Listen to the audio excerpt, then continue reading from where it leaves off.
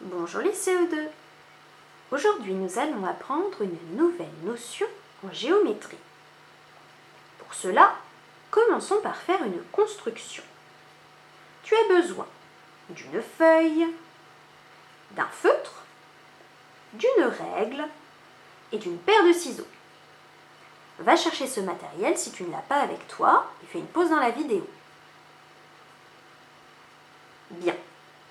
Maintenant que tu es prêt, c'est parti. Tu vas prendre ta feuille et la plier en deux.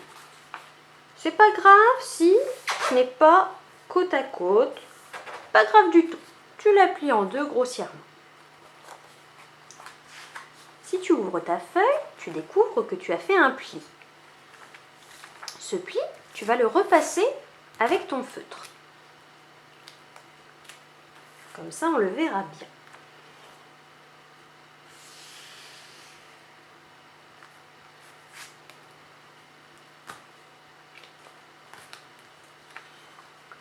Tu as donc ce nouveau pli qui est repassé en rouge.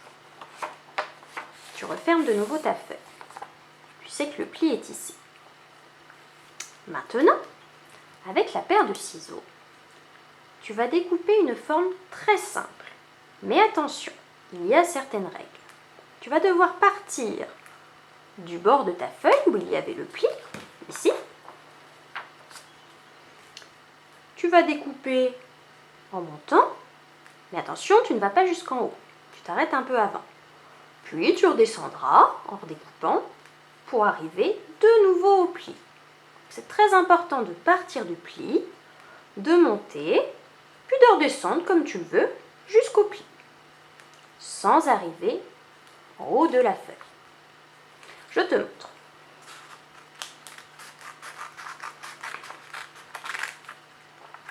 Voilà. Puis je vais redescendre. Je fais un petit peu la forme que je veux. Et voilà. Ça, je le retire. Il ne me reste donc plus que ceci. Si j'ouvre ma feuille, je redécouvre le pli du départ avec mon trait rouge.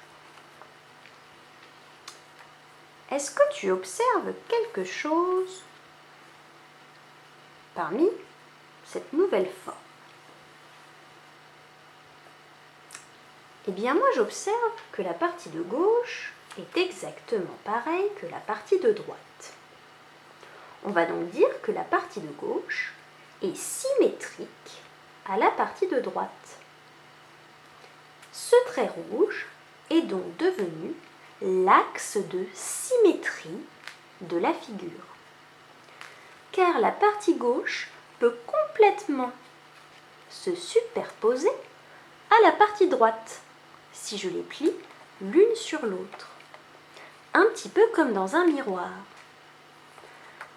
On retient donc l'axe de symétrie en rouge au milieu et la partie de gauche et la partie de droite sont symétriques. Elles se superposent l'une sur l'autre. Bien. Maintenant qu'on sait ça, on va maintenant faire un petit exercice.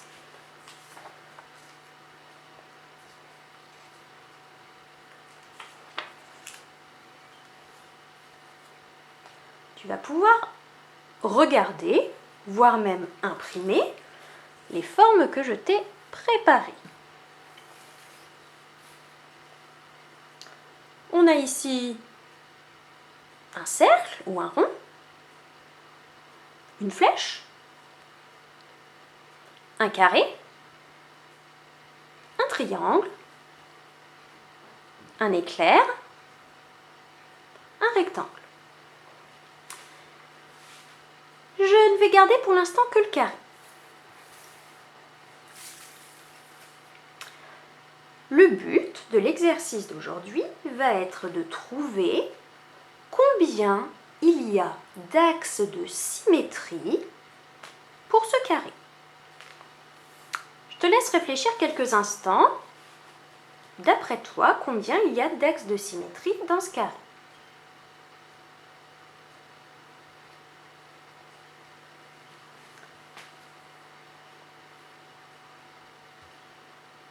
On va vérifier ensemble. Tu Tu as vu le carré, je l'avais positionné comme ça, mais on peut aussi le positionner comme ça. C'est comme on veut, c'est toujours un carré. Vérifions ensemble. L'axe de symétrie va donc nous permettre de superposer deux parties les unes sur les autres. Moi, je vois déjà un axe de symétrie ici. Je peux superposer mes deux parties. Le pli ici est donc un premier axe de symétrie, car mes deux parties se superposent exactement l'une sur l'autre. Je vois un deuxième axe de symétrie.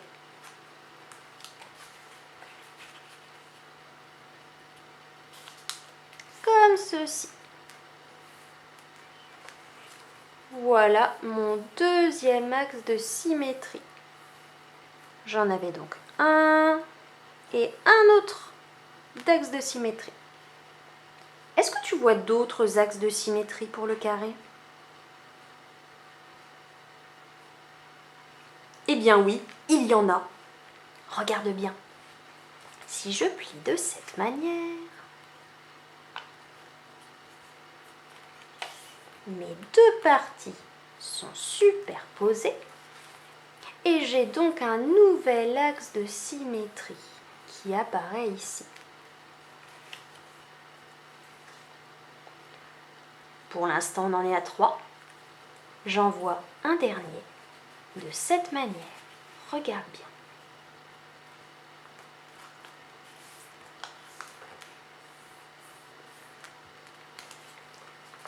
J'ai créé un quatrième axe de symétrie ici, car mes deux parties, celle du haut et celle du bas, peuvent se superposer exactement. Le carré possède donc 4 axes de symétrie. 1, 2, 3, 4. À présent, ça va être à toi de jouer. Il reste 5 figures. Tu vas devoir trouver pour chacune d'elles combien il y a d'axes de symétrie, c'est-à-dire 0, pas du tout, un axe de symétrie, 2, 3, 4, voire une infinité. À toi de m'envoyer tes réponses par mail. Bon courage et bonne journée!